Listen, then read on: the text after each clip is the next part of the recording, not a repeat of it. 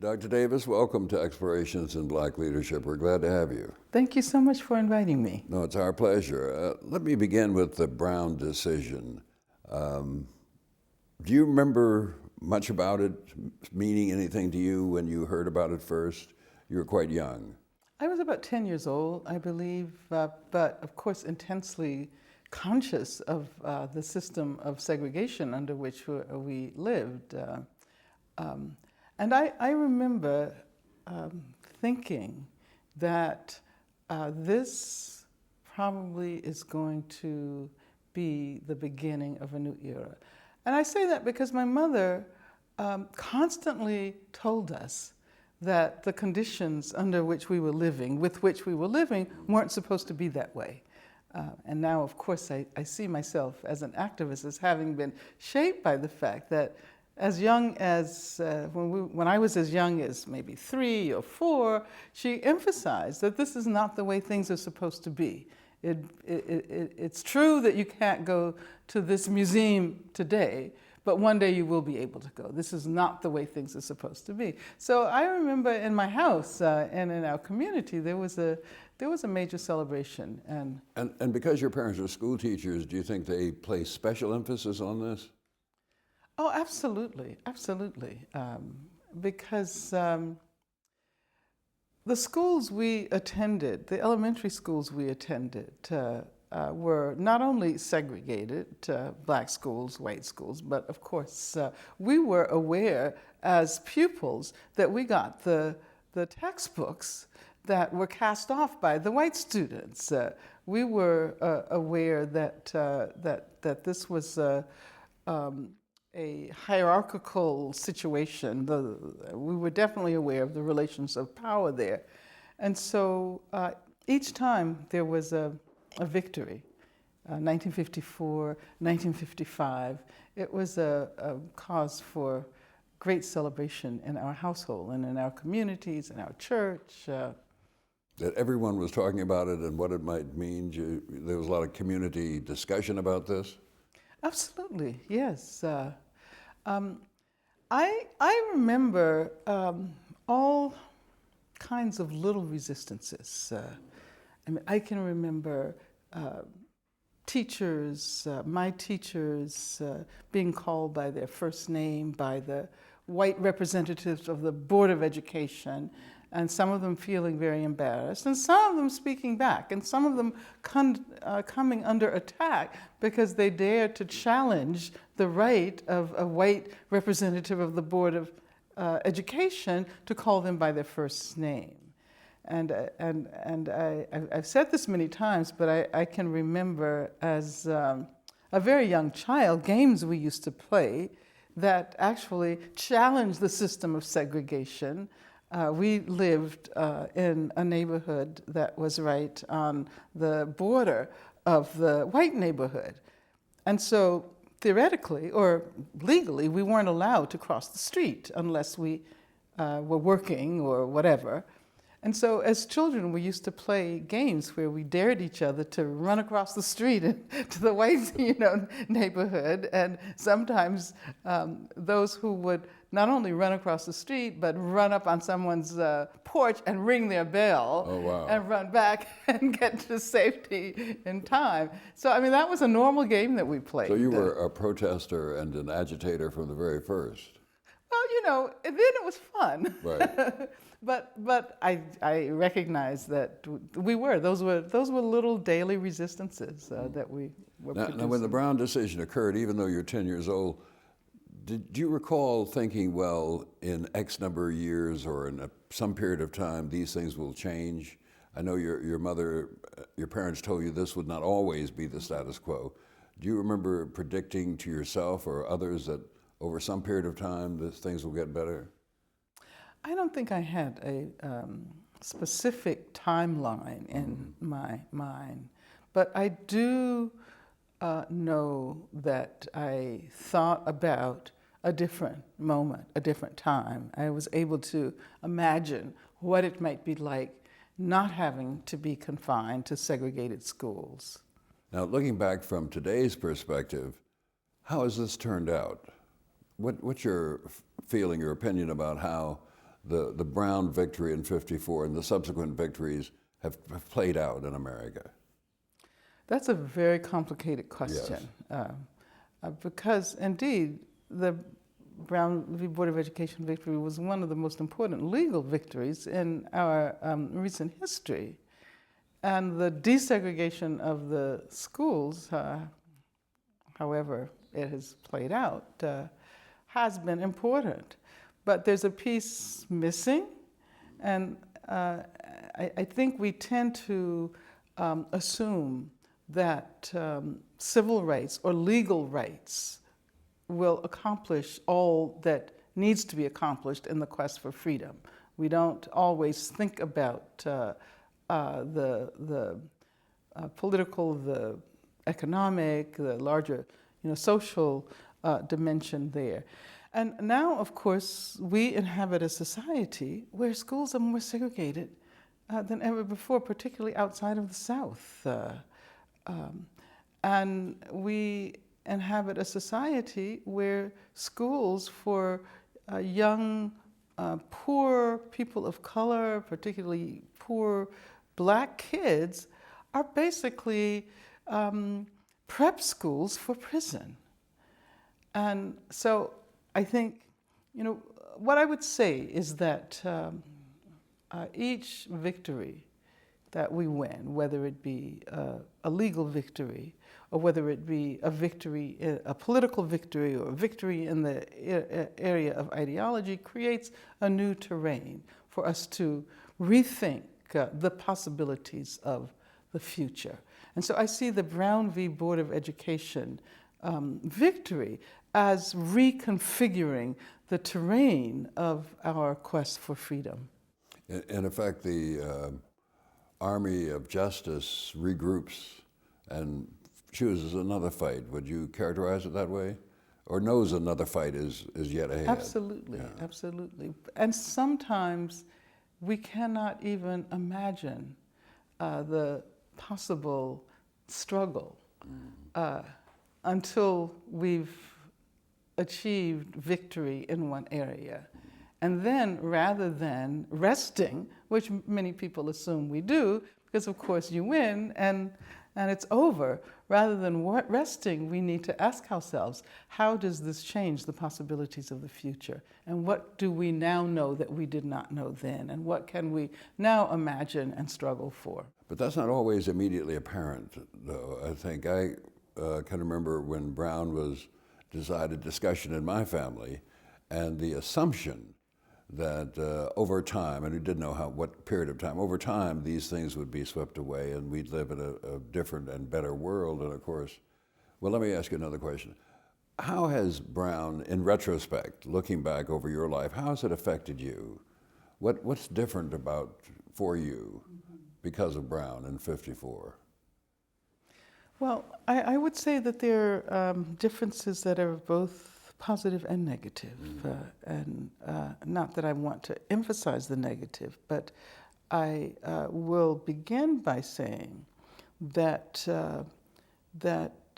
in the process of desegregating the schools in Birmingham, Alabama, great damage was done to the existing structures of education. That is to say, there was a tendency, and I know this from my mother, who complained a great deal about the reconfiguration of the schools, that the best Black teachers were sent to the white schools, and the worst white teachers were sent to the Black schools. And so the predominantly Black schools, of course. And so in the final analysis, it was very difficult to recoup in that respect. Now, as an individual, I think I benefited greatly from this decision, although I'm not sure it was meant to benefit individuals per se, Right. but rather to lift up communities. I had the opportunity to attend predominantly white high school in New York.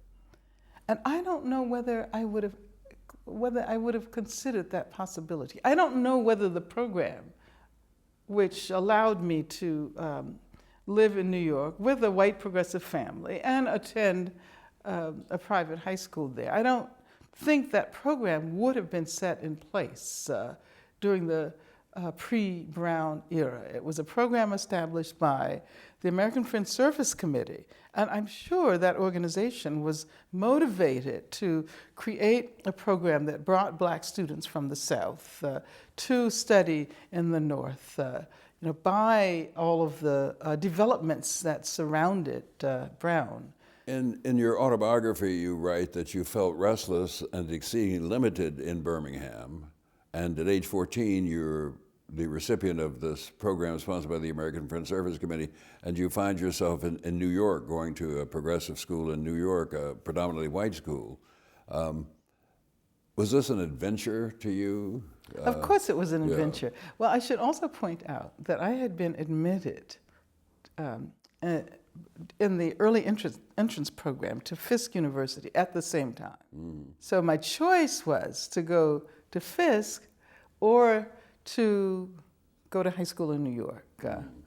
And that was a difficult decision. Oh, I bet. Because I was inclined to want to go to Fisk. At that point, I wanted to be a doctor, and I had my life all plotted out that I would graduate from Fisk when I was 19 or 18, and then I would go to Meharry across the street and so forth. But it was my father who actually persuaded me that I wasn't ready, that I wasn't socially mature enough. And it turned out, do you think, well? Oh, absolutely, absolutely. Any regrets about not being a doctor? No, not really. I just wonder sometimes where I would be today had I chosen that trajectory. But I had been to New York several times. My mother attended graduate school at NYU during the summers. So I had been to New York, I think, 3 or 4 times and had friends there. So it wasn't an entirely new experience. But yes, once I arrived at Elizabeth Irwin High School, I was the black girl, the Negro girl from the South, right? So I had a hard time trying to figure out, how to understand all of the attention that was focused on me, and students asking me to come to dinner and to come to their country houses and so forth, and some of them had black servants and would feel compelled to bring the servant to the table, and it was to introduce you. Exactly. Because we didn't have the conceptual apparatus at that time to understand the extent to which racism is. So yeah. And it was evident to you at that age that the new school you're in is so superior in many ways to the school you'd left behind, I'm guessing. Oh, absolutely. Although I should say that I learned a lot in segregated schools in Birmingham. I learned things I would have never learned. Like what? Black history. I can remember from the time I was very young, first grade, celebrating Black History, Negro History Week. Negro History Week, that's right. And using that time to think about the extent to which Black people had made major contributions. So that I think I would never have received. And you wouldn't have got that at Elizabeth Irving. Oh, absolutely not. Every time we sang the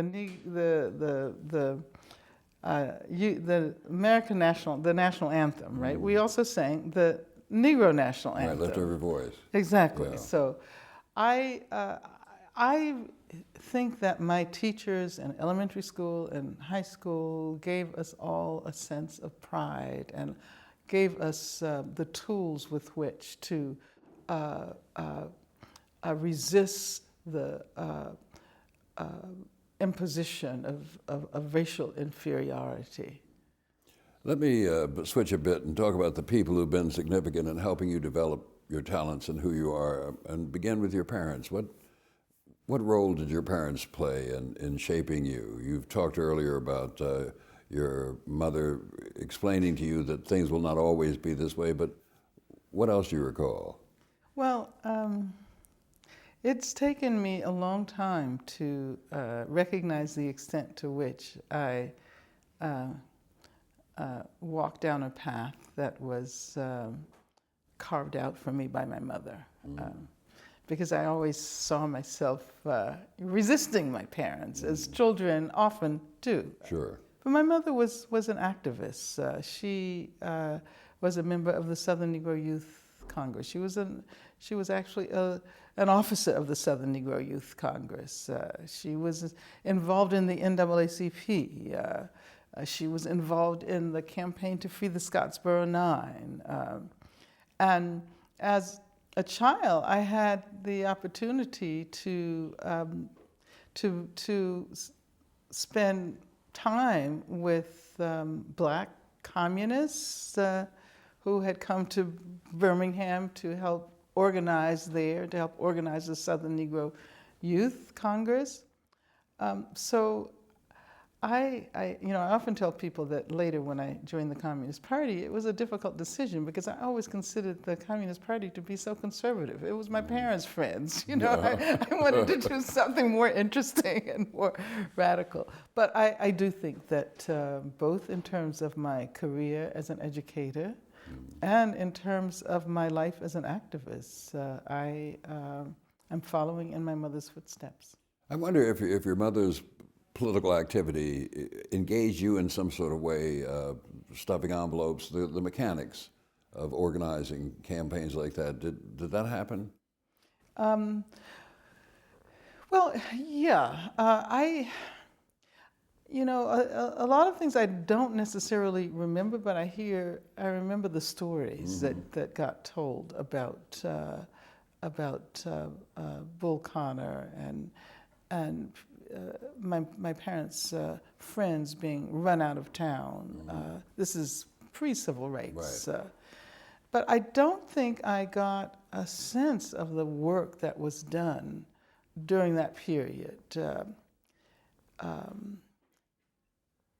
Because now I think that organizations like the Southern Negro Youth Congress really paved the way for the civil rights movement. It really created that terrain. I often talk to students today about the film The Great Debaters and the character that Denzel Washington plays. A friend of my mother's, who's still very much alive and very lucid, asked me after she saw that film, she said, "Angela, do you know what organization that was?" And I said, "No." And she said, "Well, Melvin Tolson was in the Southern Negro Youth Congress." There are these sort of mysterious scenes in which you see him organizing black and white tenant farmers. So I don't think I got that sense early on, perhaps because of the anti-communism, because of the extent to which people were forced to go underground. And when I was 6 years old, I remember being followed by the FBI. I do have those memories because they were looking for someone my parents knew who was a member of the Communist Party and who was underground. So I remember this. I remember this kind of fear of the FBI, and I also, I remember learning that you never talk to the FBI. When I was 6 years old, if they ask you any questions, don't answer at all. Were there particular people, teachers particularly, who had influence on you, who shaped you in some way or the other? Well, I suppose during my career as a student, the teacher who most influenced me was Herbert Marcuse. What about earlier, when you're still in Birmingham? Oh, when I was, Yeah. Absolutely. Yes. I had a whole number of teachers. As a matter of fact, I had a teacher whose name was Mrs. Robuski, the mother of Freeman Robuski, who is the president of the University of Maryland. Yeah, and yes, we've done him in this series. Oh, okay. Yeah. So yeah, I remember that she and other teachers pushed us. What I remember most about my time in Birmingham and elementary school and the first few years of high school was how exciting it was to learn. And our teachers gave us a passion for learning, not just the mechanics of reading and writing, but they gave, all of us, and of course my mother's a teacher, so I have to count my mother as a part of that influence in terms of education. But they taught us how to love the whole process of acquiring knowledge, and that I will be forever grateful for. What about other figures in the community, neighbors, ministers, people you knew as political activists? What about them? Yeah, the minister in my congregational church, which is now, of course, United Church of Christ. I can remember Reverend Harold Long, who was a young minister and encouraged us to be involved in interracial discussion groups, for example. I was part of a relatively short-lived integrated discussion group for young people that took place at the church. And who were the white children in this? The white children, I don't remember their names, but I assume that they came from homes, I assume that they came from Jewish homes, for one, because it's from my memory, it was Jewish people in Birmingham who first expressed solidarity with the quest for Black equality. And I know my mother had a number of white friends, which was, up until a certain point, it was they were clandestine relationships. They were relationships that weren't supposed to exist. But occasionally there would be white people in our home, and I can remember once even, this was a person who came to New York, from New York, a friend of my mother's. My mother had to have her lie down in the back seat of the car while she drove, because you're not supposed to, have a Black person driving a white person unless you are a chauffeur. And so I can remember those moments. And talk about your father for a minute. You wrote that you'd never seen your father afraid, even when a white policeman pulled him over in Tennessee in the middle of the night. So he must have held a standard of behavior for you. I think so. So. Yes. And my father was quiet, and I like to think that that I inherited that sense of calm and sense of quiet, even though, of course, I've had to speak out in ways I never imagined I would have. But yeah, my father was a figure who spoke rarely, but when he did speak, it was important, and you listened. And this incident in which I was convinced that we were going to be killed. I was convinced that we were going to be one of those stories in the newspaper of Black people disappearing in the Deep South. And as I recount the story in my autobiography, my father liked to drink. I think it's Canadian whiskey or something like that. Canadian Club. Something like that, yeah. But you couldn't buy it in Birmingham. And so he had bought a case of it somewhere along the route from New York to Alabama. And we were nearing Alabama when we went through this dry county and was stopped by the sheriff, who said that when he saw the whiskey, he said, you know, this is illegal, and the judge is out of town, so I don't have any choice but to put you in jail until the judge comes back, and I have no idea when the judge is coming back. And so finally he said, I tell you what, I'll treat you like I treat my boys. And he said, follow me.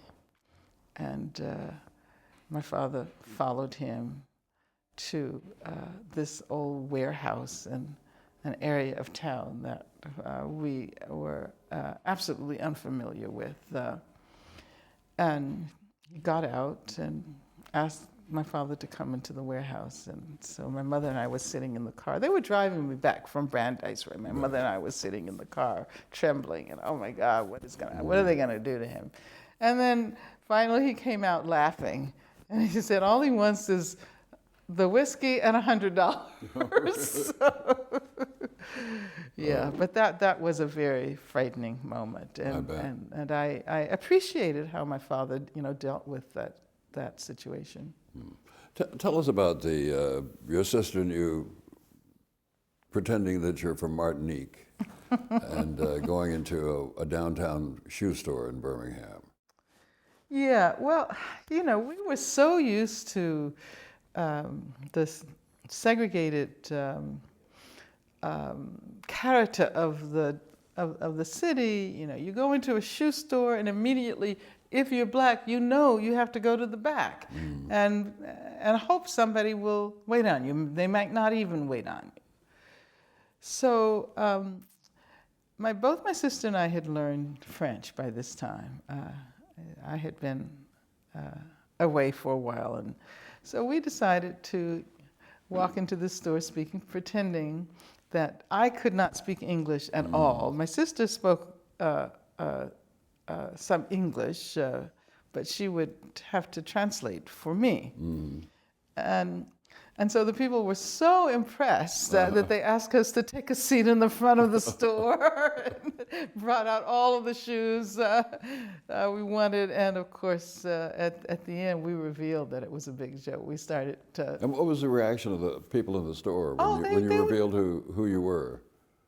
Oh, they were so angry. Yeah. I mean, they realized that they had been had. And you know, we ran out of the store. We knew that once we did that, we were definitely not going to go in the back of the store. So, you mentioned Herbert Marcuse again, and you meet him at Brandeis. And what effect did he have on you? I mean, how did he help shape you? Well, he had a profound effect on my life and my work. I attended his lecture course when I was a first-year student, freshman. And I was drawn by the way he was able to put history and philosophy together in a context that allowed us to think about the future as history. And so I watched him from afar for a while. I can actually remember him speaking during the Cuban Missile Crisis, and James Baldwin was also on the campus. Then my second year, he spent in Europe teaching. My third year, I spent in Europe at the Sorbonne. And then when I came back for my fourth year, I was ready to move from French literature to philosophy, French literature was my major. And I went to him and told him that I was really interested in studying philosophy, but I didn't know where to begin. And I hadn't had any formal training. I had read Sartre and Camus, and I had read a lot of the French philosophers in connection with my French studies. And so, I mean, he didn't know me from whoever, but he said, okay, well, let's spend the first semester doing an independent study, which will be an intensive engagement with the history of Western philosophy. So we started with the pre-Socratics, and I met with him a couple of times a week, and managed to get a sense of the history of Western philosophy, and in one semester. And then at the end of that semester, he told me that I had to take his graduate course on Kant, on the critique of pure reason. And then he had me give the first paper in this graduate. First of all, I was an undergraduate, right. And he was teaching graduate students who had a great deal of preparation and training. And so by the time I finished that, I was hooked. It was because of his influence that I decided to go to Germany and study with former colleagues of his, Theodor Adorno and Max Horkheimer, and I kept in touch with him during the period I was studying in Germany. And eventually, he was fired from his position at Brandeis because he was considered to be too radical. It's a little more complicated than that. But in any event, he was offered a position at the University of California, San Diego. And I spent 2 years in Germany, and then I returned to this country and studied with him in San Diego. And I would say what influenced me most was the way in which he negotiated his very close engagement with philosophical texts. He was an incredible reader of texts. And the way he engaged with those texts and made a connection between possibilities in the real social world. And so I saw him, I took many seminars with him, but I also saw him speak at rallies. I also saw him speak out against the war. I also saw him support the Black struggle. I also saw him support the student movement. And so in that way, it was an inspiration for me. Watching him made it apparent to me that there didn't have to be a contradiction between academic research and social activism. So you saw an example of someone who was both, who could be a serious scholar and also a political activist. Absolutely. A person out in the world more than just in the classroom. Absolutely. Why did you choose Brandeis? You're one of 2 Black students at this overwhelmingly Jewish school. Why Brandeis? Well, I think there were 2 Black students in my class. There were a few more, but there was only a handful on the entire campus. Well, I went to Elizabeth Irwin High School. The majority of the students there were Jewish, and everybody wanted to go to Brandeis, right? But I was the one who got a full scholarship at Brandeis. And I knew I wanted to go to college in the East. I had thought about Western Reserve. I thought about Mount Holyoke and other places. But Brandeis seemed to be the best fit for me after visiting, these schools. And it seemed to be the right choice.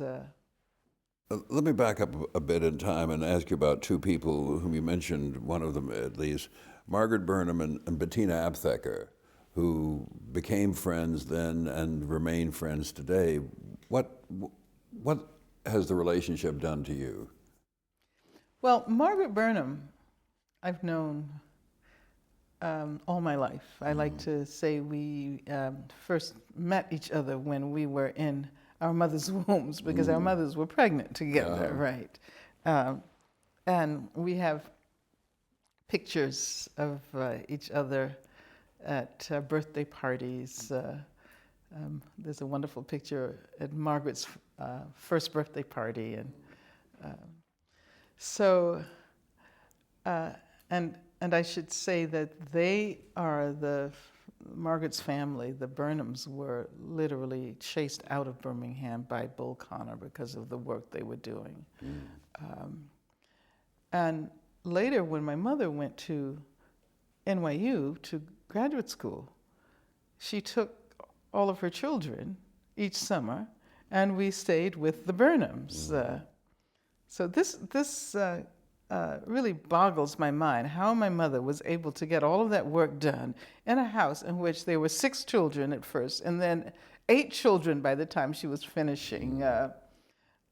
So we've had this kind of we've had this life. We were paired up in terms of kids because the Burnhams had four children, and we were all about the same age. So we each had our counterpart in the other family. And then, of course, Margaret was the first person to show up at the jail in New York when I was arrested. She was the first attorney she wasn't able to get in because they didn't believe she was an attorney. She looked too young. Yeah. But she followed my case from the beginning to the end. She was the only attorney who remained with me from the moment of my arrest until the moment of my acquittal.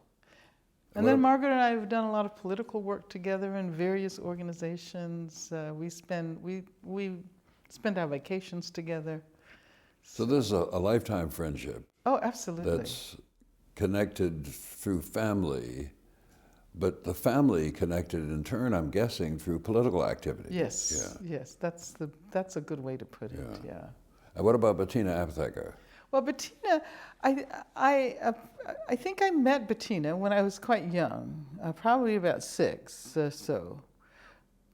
But I remember Bettina most from my high school years when I joined Advance, which was the Communist Party's youth organization. And Bettina was the head of this youth organization. So my relationship with Bettina has been more of a political relationship. We marched together. Let me interrupt. How did you meet her when you were 6? Oh, because of the Burnhams. Okay. Because I went to New York. I see. And the Burnhams and the Absecker family. Burnhams and the Abseckers and the Du Boises, and there was a circle there. Right. So, although I don't remember very much of that, I remember her most from a later era when I was in high school. And so yes, with Bettina and Margaret and others, we picketed Woolworths every Saturday because of the policies of segregation in the South. Woolworths on 42nd Street in New York, and we marched across the George Washington Bridge, and it was all quite fun too. Yes, I bet. Well, I should perhaps say now that strangely enough, Bettina and I teach on the same campus of the University of California, and as a matter of fact, are affiliated with the same department, the Feminist Studies department. So it's very interesting how people's lives intersect. And Indeed so. Indeed so. Do you remember particular events, historical or personal, that you view as critical to your understanding of American society? Things that happened in the larger world that had an impact on you, that made you understand what your place was in the society, or what your place was expected to be in the society. Do you remember such things? Well, I remember the bombing of the 16th Street Baptist Church. That had, of course, many people talk about the impact of that. Did you know any of those girls? Yeah, I did. I knew 3 of them. One of them, Cynthia Wesley, lived practically next door, and Carol Robinson was the younger sister of one of my very good friends, and one of my sister's friends. My mother was very close with Alpha Robinson, who was Carol's mother. And as a matter of fact, my mother drove Alpha, who's Carol's mother, to the church to pick her up after having heard about the bombing. So I was studying in France at that time, and I can remember, and I don't have a lot of really vivid memories from that era, but I remember the telephone booth in which I placed a long-distance call, continental call, or whatever you call it, to my parents to find out, what really happened. And I can remember feeling so totally alone in Paris, because this was not an event that was widely reported. It happened not too long before the assassination of Kennedy. And so those two events are kind of wedded in my mind. Yes, I'm surprised this was not more of an event in France. I don't know why. I guess I have stereotypes about the French, and would have thought this would have been a bigger thing for them. Well, I mean, it was reported, I believe, maybe in Le Monde, but there was no sense in the streets that this had touched people, and so, yeah, I think that that made it impossible for me not to lead a life that would be dedicated to social justice. I'm not saying that is what put me on that path, but because I had always been there, but that reinforced the importance of building communities of struggle. Because I knew I needed some place to feel at home with people who had the same kind of emotional response that I did, and I couldn't find anyone. I think I was the only black student in this program, junior year abroad. So yeah, that was a pretty devastating moment. That was a really devastating moment in my life. And you write about James Baldwin speaking at Brandeis and his speech being cut short by the announcement of the Cuban Missile Crisis, and your own feeling that people were reacting to this in a bad way, that they seemed to say the end of the world is coming, so I better go out and have a good time, rather than seeing what I can do about the end of the world. Do you recall that? Yeah, I do. And I remember people taking off driving to Canada. And my response was, what is that going to do? How are you going to be any safer in Canada than you are here? It was this panic, this collective panic that prevented us from talking about what was really going on. And during your college years, you also hear Malcolm X and Stokely Carmichael, and what did... Not Stokely. Oh. Stokely was later. Okay. But I did hear Malcolm X speak at Brandeis. Right. And yeah, that was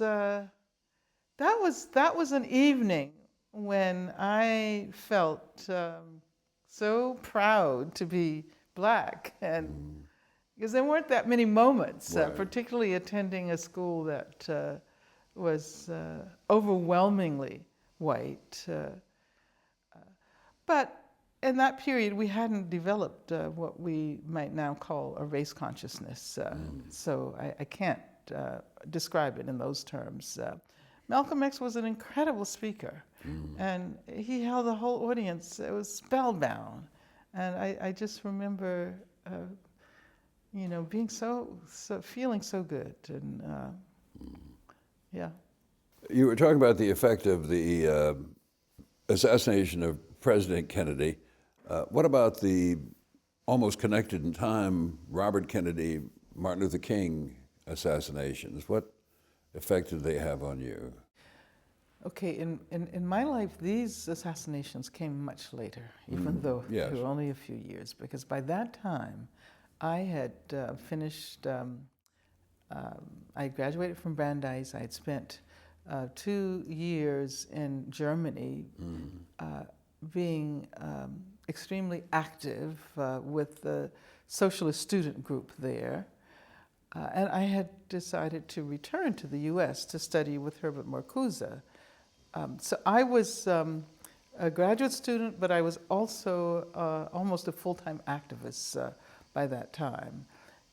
When Robert Kennedy was assassinated in Los Angeles, I was living in Los Angeles, and as a matter of fact, some of my comrades were directly investigated because Sirhan's car was once outside of a meeting where that it was called by communists or something like that. So it was a very strange connection. Yeah.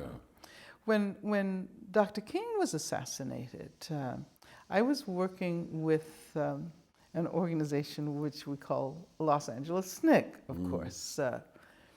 And we immediately, I mean, I can remember exactly where I was. I was mimeographing leaflets for another I have to tell camp. my students what a mimeograph machine I know, is. exactly. You see, Go I'm ahead, doing sorry. this. I'm sorry, yeah.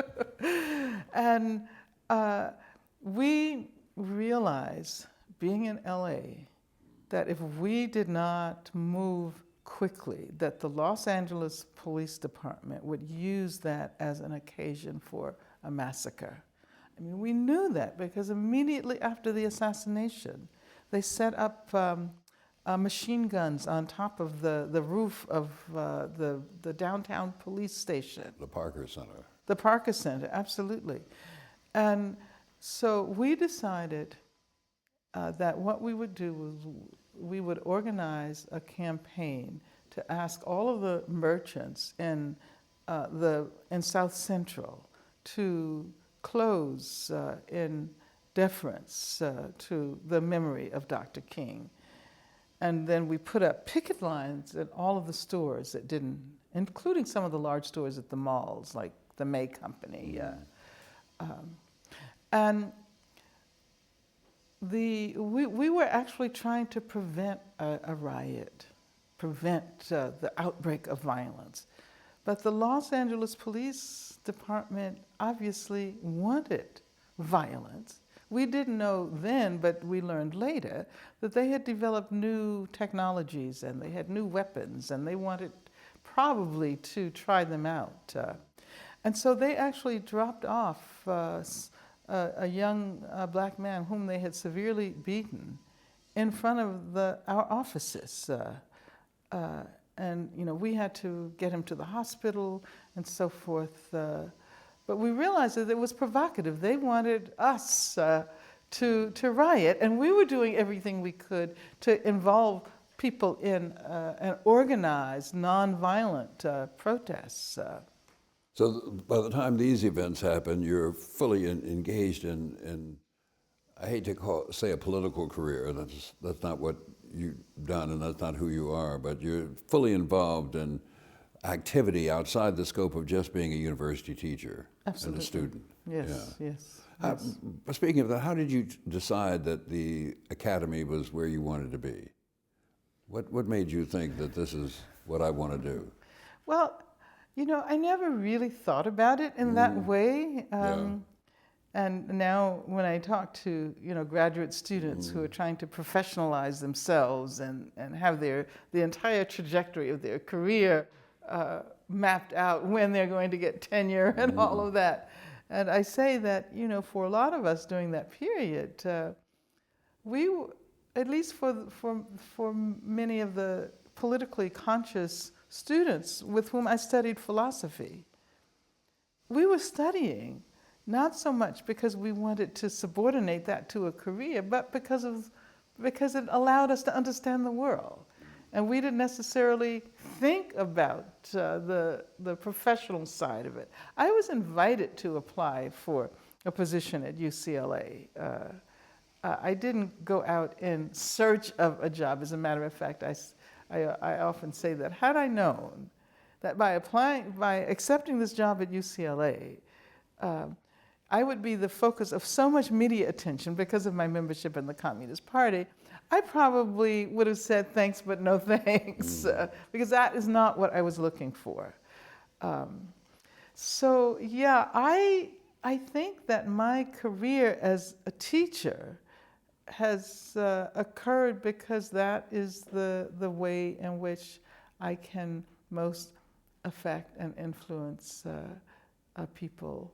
And I'm not trying to say that I use the classroom to dictate how people, what people think, but I try to use it to encourage people to develop independent and critical modes of thinking that might lead them to the conclusion that they need to do something to make a difference in the social world. And I'm guessing that your parents' profession and their circle of friends who were also teachers and the interactions you've had with teachers over time, both in the lower grades and at Brandeis and then with Marcuse at Brandeis and Marcuse later, that this set up a model for you of what a teacher, a professor, could be and should be. I think so. But I must admit that when I began to study philosophy, I did not necessarily imagine myself as a philosophy professor. I studied philosophy for what it was able to give me in terms of tools and conceptual approaches and methodologies that would allow me to better understand the world. That is what I was looking for. And the UCLA application or request was just fortuitous. It was fortuitous. It just came to me. I mean, I'm not saying that I wouldn't have had to find a job afterwards, but that wasn't the foremost issue in my mind. And the natural job for you would have been in the academy. Having achieved this education, this professional certification, just naturally the next step. Well, yes, but I must say that that I was very reluctant for many years to become so wedded to the academy that it would have an impact on my ability to teach elsewhere. Because I see teaching as something that happens not only in the institutionalized spaces, but it happens, also in the community. It happens in movements. And so for a long time I resisted becoming so involved that I would have to do administrative work and so forth and so on. Now, you may dispute this characterization, but what do you think in your both life experiences and your educational experiences prepared you for assuming a leadership role? Well, I like to think of leadership not as a series of qualities that prepares one to lead or to give leadership to people in the world. But I like to think of the best kind of leadership as emerging, from social movements, as reflecting collective ideas and collective aspirations. I had no individual aspirations to be a leader, and to a certain extent, I still don't. And I think that what I have learned how to do over the years is to accept responsibility for the vast campaign that developed around my case. People probably never would have known my name had I not been fired from my job at UCLA because of my membership in the Communist Party, arrested and charged with murder, kidnapping, and conspiracy. And it happened that at that particular historical conjuncture. But even prior to that, even before people know the name Angela Davis, the person Angela Davis is assuming leadership roles in a variety of ways in campaigns for the sailor who's having trouble with the Navy, in Los Angeles SNCC, in a variety of ways. You're assuming leadership roles before anybody outside of your friends and colleagues know who you are. But it's also within a collective context. Yes, of course, of course. And it was perhaps a kind of quiet leadership, not an upfront leadership. But go ahead. And you see, even those examples that you mentioned happened in the aftermath of my situation at UCLA. So I was a kind of minor celebrity because Ronald Reagan decided that I shouldn't be teaching. So we have him to thank. Exactly. Yeah. I think I imagine my role as being that of a teacher.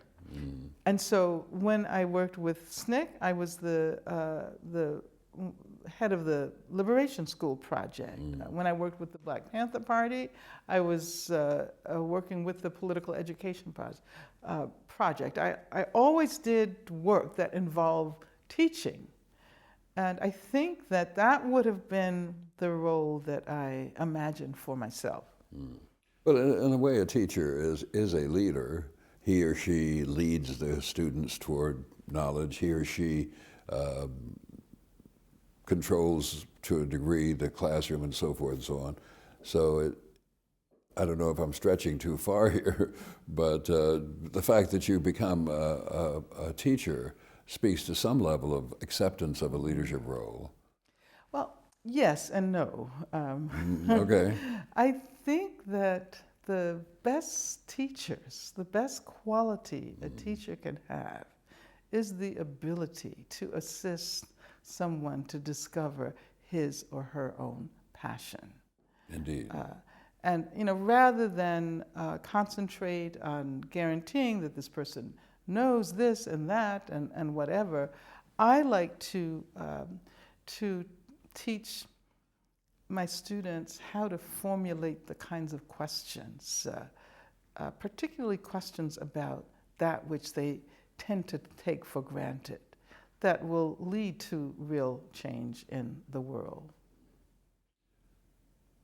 What do you see as the difference between vision, philosophy, and style? Can you describe the interaction of these three for you, vision, philosophy, style? How do these, if they do, interact for you? Well, yes, I think they do. My vision has always been that of a better, more just, more egalitarian world. And of course, I spent many years as an activist in the Communist Party. I'm no longer in the Communist Party, but I still imagine the possibility of moving beyond capitalism, some kind of democratic, socialist arrangement. I don't know if I can succinctly describe what my philosophical approach is, but I will say that if I were to try to succinctly describe it, I would talk about a critical posture toward everything, learning how to raise questions, even about that which one assumes is unquestionable. And this is what I've learned from my philosophical studies, from critical theory, that we have to be willing to test even those categories we use to try to understand the world. And style, that's the one I'm having problems with. I don't know whether it's possible to cultivate a style. I can, and I'll tell you a short story. I can remember getting out of jail and people having these ideas about me from the photographs they had seen, that I was supposed to be this, militant, revolutionary, ranting and raving and so forth. And so some people were disappointed when they heard me speak, and they said, "What did they do to you when you were in?" Yeah. And I said, "Well, this is the way I've always been. This is the way I've always spoken." And I had to finally recognize that if I was not true to myself, if I did not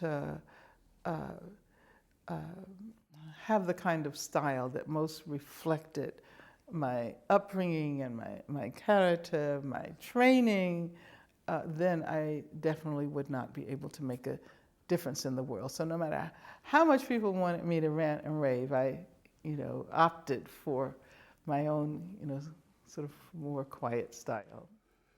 What did jail do to you? You said people thought jail had done something to you, made you something that didn't fit their stereotype of who you were. What did it do to you? Well, fortunately, I think I was able to use the time I spent in jail productively.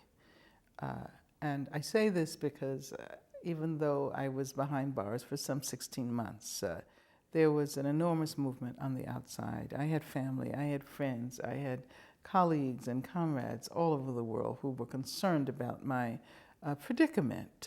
So I did not feel alone, even though I was in solitary confinement practically the entire time I was behind bars. I found ways of dealing with that. One of the things I remember thinking was that being a graduate student was really good preparation for this, because one spends a lot of time alone studying, and that is what I did when I was in jail. I learned how to do yoga. I practiced in my little cell karate. So I made a life for myself, and I can imagine that had I been in jail longer than that, it would have been a much greater challenge. So I'm not comparing my situation to anyone else's situation, but I do remember being very withdrawn when I got out. Over a year of solitary life can leave one in a state like that.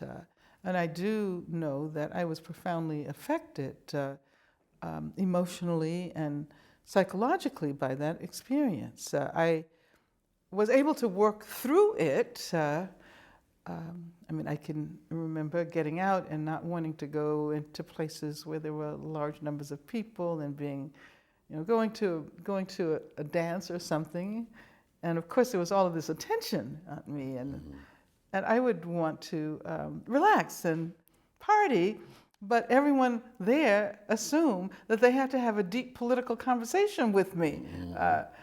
So I spent a time not going out to the social events because it was just too difficult to negotiate. But eventually I learned that I had to talk about or think about that period in my life as representing something that was far more important than me as an individual. And I had to be willing to accept people's excitement and awe, recognizing that it wasn't about me, but rather that it was about this vast movement that developed, all over the country and all over the world, and that managed to effectively challenge Ronald Reagan, the governor of California, Richard Nixon, the president of the U.S. And so now I see it that way, and I don't have any problems with the, kind of awe with which people approach me. But don't you think, in all honesty, that it's both about the movement created around your predicament and you, that it's about both these things? Yeah, but primarily about the movement. After all, I was in jail. I'll give you that. I was in jail. Yeah. I mean, you know that. Right. And as a matter of fact, you assisted in the elaboration of this movement. And I totally appreciate the work that you did for us in our first book, If They Come in the Morning. You know, I left that book at home. I want you to sign it. Well, Anyway, we'll talk I'll about do it later. it again. Okay. So I've come to think of that moment as a kind of collective empowering that demonstrated to us that we had hope and that we could make change in the world.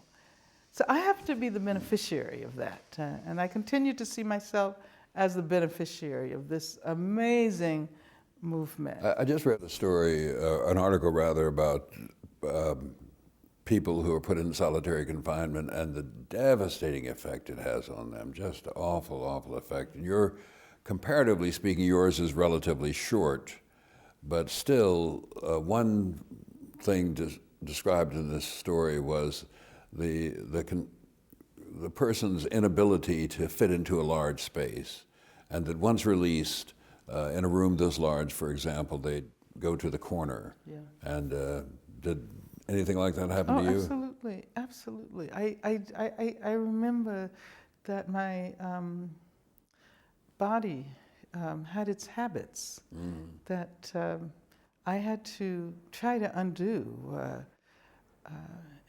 Getting into cars with my hands cuffed behind me, it took a while for me to realize, for my body to realize that I could use my hands to get into a car. Or, being in large spaces with large numbers of people, yeah, absolutely. And I don't think that we acknowledge the degree to which confinement and imprisonment creates mental disorders.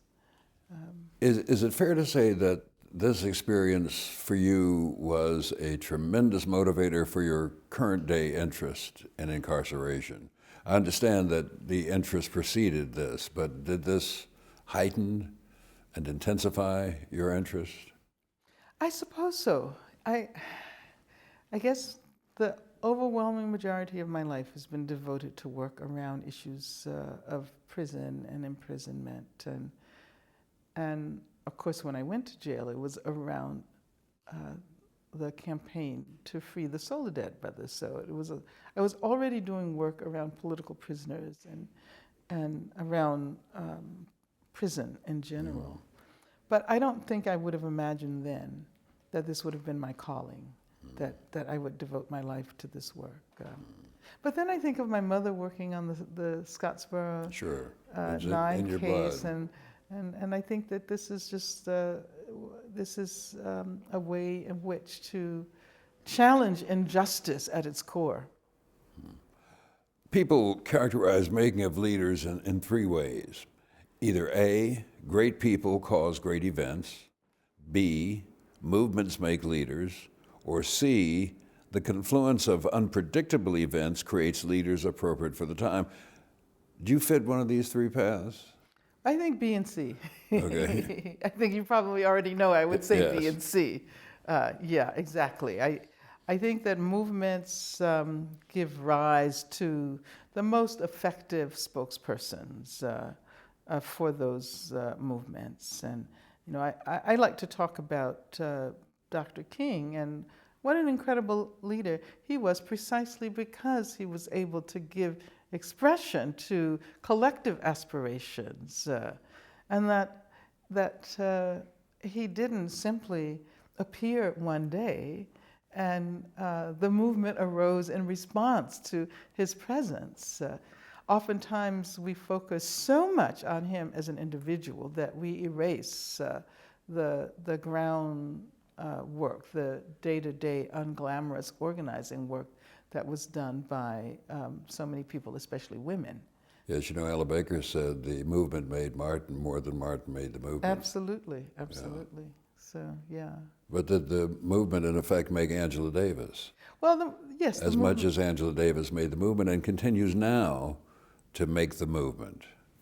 Well, yeah, I think that that I was a creation of the movement in many respects.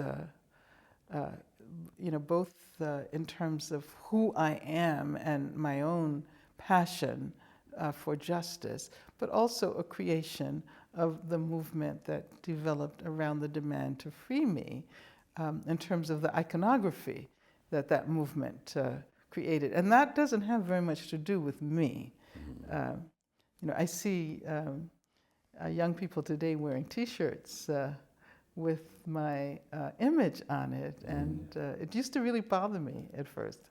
It used to embarrass me, and it would bother me. And finally, I asked a young woman, why she wore that shirt, and she said, "It makes me feel strong. It makes me feel powerful. It makes me feel like I can do anything I want to do." And so my response was, right on, And it must if it does that for you. Must make you feel good about Well, that, too. it does, Yeah. it does. But again, I see that as the strength of that movement. Do you see your legitimacy as a leader grounded in your ability to persuade people to follow your vision, or in your ability to articulate the agenda of the movement, or are these the same thing? Well, actually, increasingly, I see whatever leadership capacity I have being expressed in the process of encouraging people to find their own way. And this means encouraging people, again, to ask the kinds of questions that will lead them in progressive and radical directions. I don't like the idea of simply persuading someone who will get involved for a moment until they burn out, and then they'll go back to doing what they were doing in the first place. But I like the idea of life trajectories. How do you change people's lives? How do you encourage people to think about future possibilities that they never would have imagined themselves? And how do you encourage people to do this work no matter where they are? And so I don't demand that people join a particular organization or go to a particular place. I say that you can be, as Dr. King said, a drum major for justice wherever you are, regardless of what path you choose. But I wonder if you don't think at the same time, if you can convince 100 people that the issues you care about are important and therefore they should dedicate time to them, knowing as you'll know that a portion of them will do it only for a short time, doesn't that have its own worthwhile, isn't that worthwhile in and of itself, even if it's not the hope for engagement on a full time? Absolutely. And I spend a lot of my time during this current era trying to encourage people to think seriously about prison abolition. Right. And I've discovered, interestingly enough, that this moment, 2009, the aftermath of the election of Barack Obama, has created a kind of receptivity to thinking about these issues that did not exist before. So it's very exciting. But I do know that there has to be a particular historical conjuncture, a particular historical confluence of events, and in order to encourage masses of people to begin to think seriously about an issue such as the abolition of prisons. At a dinner party last night, I listened to a debate by two psychologists who have studied whether or not there's an Obama effect. Mm-hmm. The Obama effect, if there was such a thing, would be a diminution of racial prejudice, not a disappearance, diminution. And one of them said, of course there is, and I can measure it and so forth, and we've taken surveys and I can demonstrate it's true. And the other one said, of course there's not. I've measured it, and there's no such effect. There's only the slightest bit of difference among people who harbor racist feelings. And so I wondered, are you suggesting that one of the confluences that's occurred is the Obama election, and therefore that opens the possibility for people thinking, because these two people, one of them thought, yes, there is a chance now to do things we couldn't do before, and the other said, no, we're the same people that we were before. Well, I would actually agree with both of them. We are the same people we were before. Yeah. The problem still exists. But there is a different kind of hope, the emergence of new possibilities. My evaluation of the Obama election is that it tells us more about who we are as a nation than it tells us about Obama. So the fact that it was possible at this moment to elect not simply an African American president, but someone who identifies with the black radical tradition of struggle. That to me is what is most important. And I do think that this has generated a sense of hope that did not exist during the Bush administration. Sure. The fact that young people played such an important role using the new technologies of communication in this campaign tells us something else. I don't think we should get into the situation where we say either everything has been achieved by this election or nothing has been achieved. It seems like the two psychologists were having that kind of a debate. They were.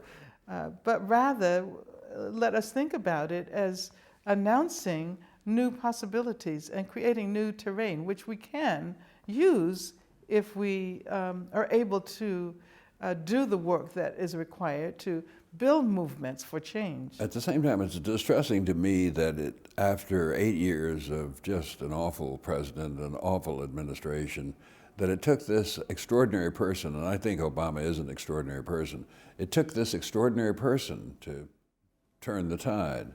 And extraordinary people don't come along that often in my experience.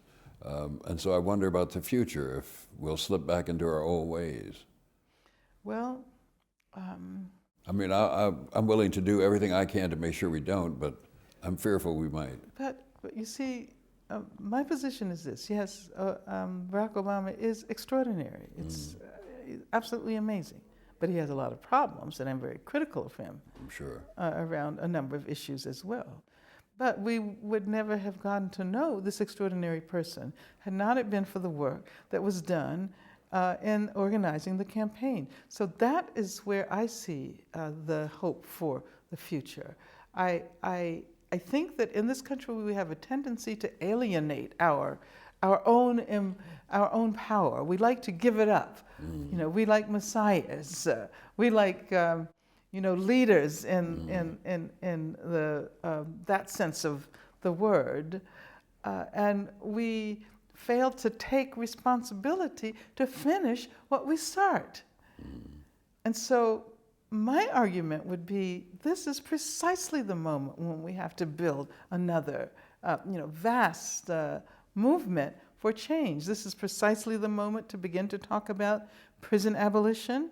It's an auspicious moment to begin to talk about the crisis of imprisonment, which has not really been on the Obama agenda in very visible ways, at least not during the last period.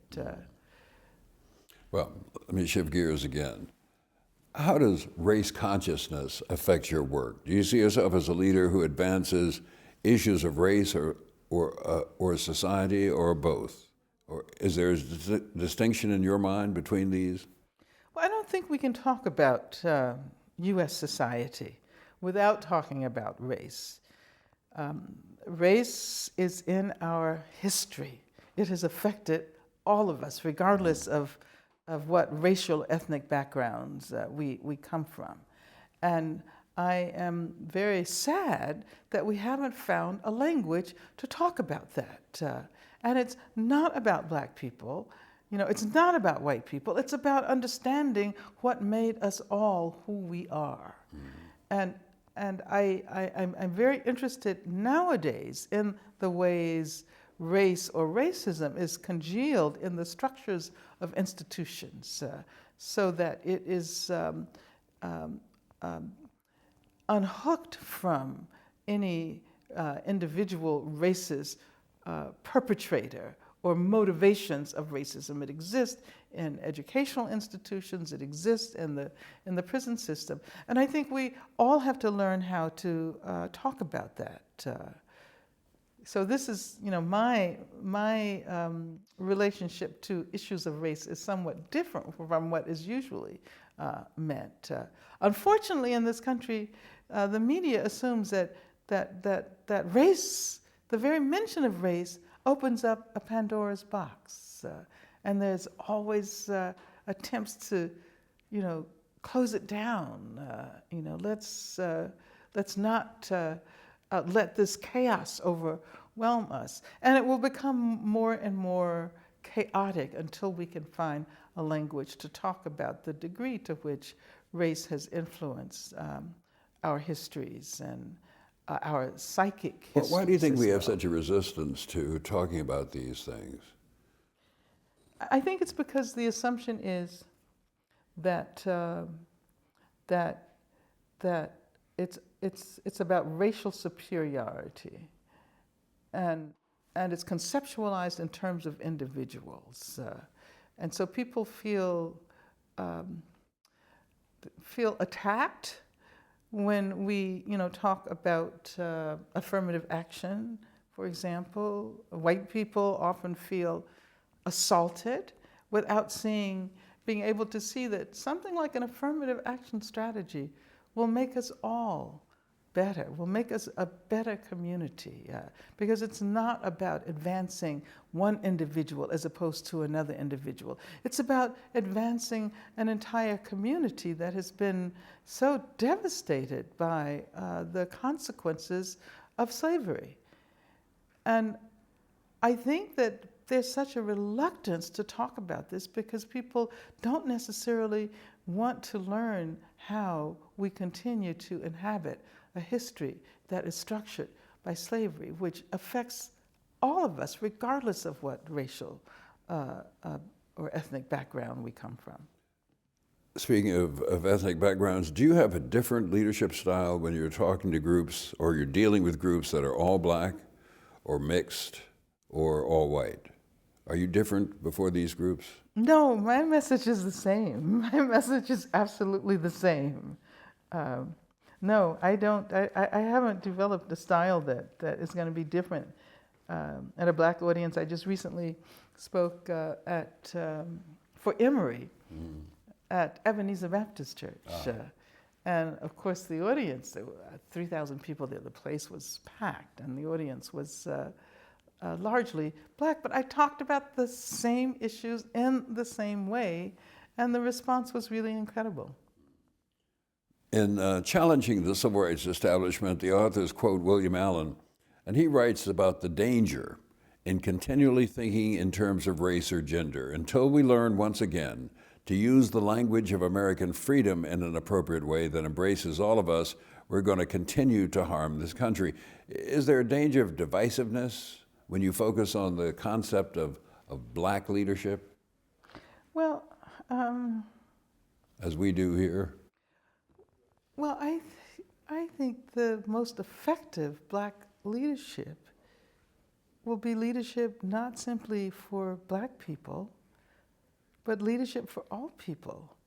And I'm convinced that engagement with issues of race, of gender, which is a lot more complicated today than it was, because we not only have to talk about people who identify as men or women, but transgender expression, and issues of sexuality.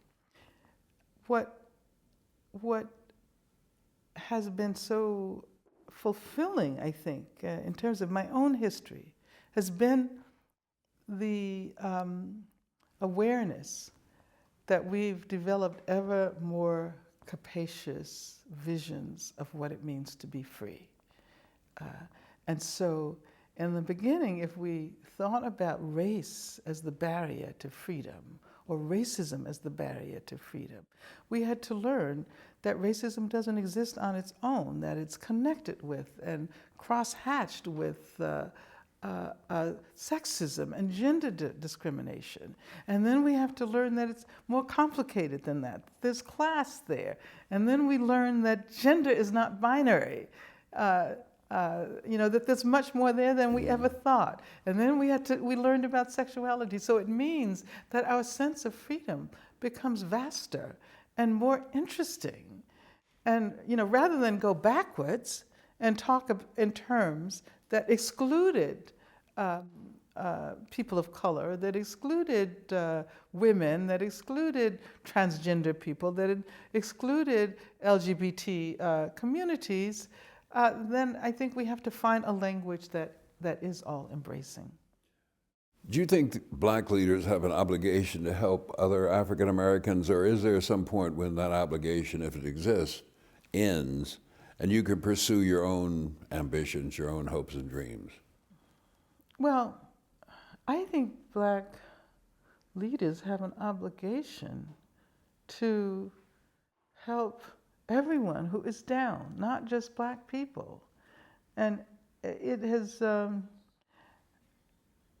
I suppose the election of Obama as president helps us to understand the extent to which what we might call the black radical freedom tradition has had an impact on everyone.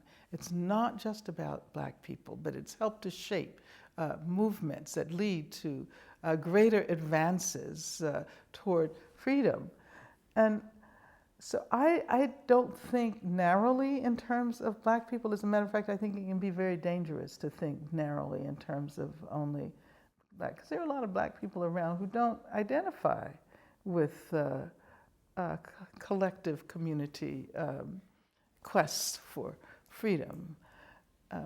So I like to think about communities that are shaped using political standards and not simply racial standards. I don't count every black person simply because she or he is black as a member of my community. And I often point out people responded to the Barack Obama election by saying, I never thought that an African American would be elected president in my lifetime. But I don't think that is what they meant, because had Clarence Thomas been elected president, I don't think people would have gone around saying, I never thought that. Well, I think you see what I'm saying? Yes, I see what you're saying, but I think they might have said the same thing, were that to happen. But I don't think that there would have been black people who were just so emotionally awed by But of course, there was a segment of the black population that when Thomas was nominated to the Supreme Court that rallied to him because of his race and assumed that his race meant that he was with them on issues that I absolutely remember that. That was so distressing. But I remember some people realized their mistake afterwards. Yes. Particularly... Yes, after they foisted him on us. Yeah, exactly. It's too late. Is it part of the historical obligation that because we ourselves have come out of such intolerable conditions and achieved a modicum of change, that we therefore have a responsibility to help others who are like us do the same?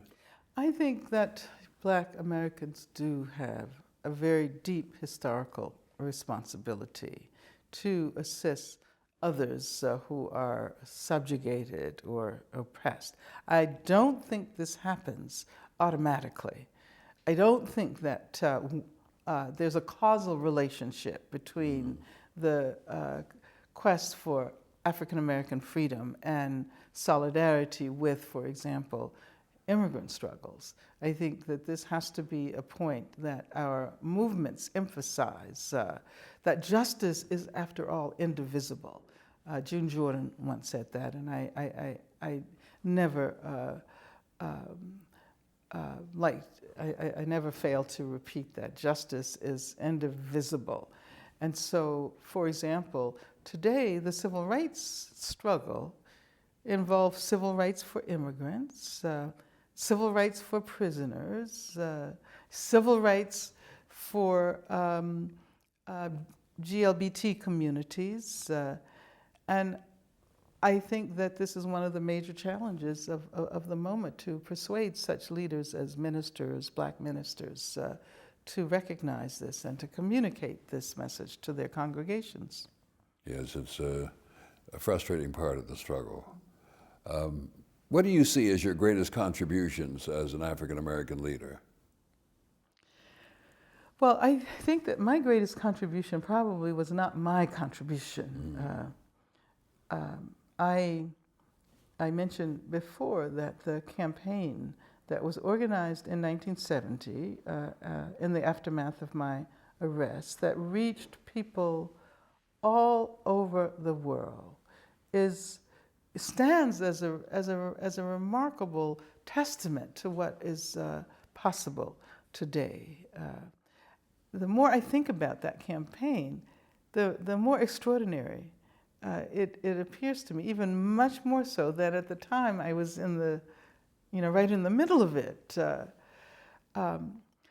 So that, I would say, is my greatest contribution, my involvement in the production of a massive transnational, global campaign that demonstrated that collective empowerment can work. And then I would say that, I was listening to someone introduce me as I spoke in a class, and this professor said something that it never occurred to me, that every decade that I've actually managed to raise some new issues, issues of the relationship between gender and race, and I can't remember what, you'll have to ask her. This was Claudrina Harrell, exactly how but she had a very neat way of talking about that. And I suppose I would summarize that by saying that I feel most vital when I am most present, and when I don't depend on laurels of the past, when I am listening to and engaging with young people in the moment and attempting to contemporize my ideas and my quest and my aspirations.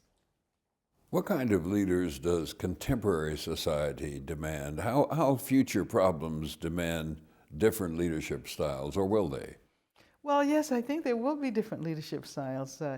My response to the campaign that led to the election of Barack Obama, that was largely an internet campaign that involved email and Facebook and MySpace, and I don't know whether Twittering had really started then, but texting. I don't know. Okay. And my response is this. If in the 60s and 70s we had those technologies of communication, we could have made a revolution. Because I think about how difficult it was to be in touch with people in other parts of the country and in the cities where we worked and organized. So I'm really excited about the possibilities of the future. And I think that leadership is going to have to listen to youth, to the imagination and the creativity and the vision of young people who take for granted that which we had to struggle for. And I know that oftentimes older people are very distressed by the fact that young people just don't know, what it meant to struggle to get this far. And in a sense, it's good they don't know, because it's good that they can take for granted. They can take for granted what we had to fight for, because that way, their vision can be much more far-reaching. They stand on our shoulders and they can reach much higher. And I think leadership, no matter how crazy young people might sometimes sound, leadership has to learn how to listen to the voices of the youth.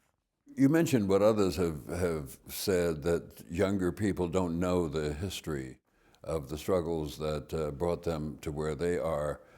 Do they have to know? Do they need to know? And if they do, how can we make sure they know? Well, I think there has to be a sense of history. we live in a country that encourages historical amnesia. There has to be a sense of that history, but young people cannot know it in the same way that we who experience it know it.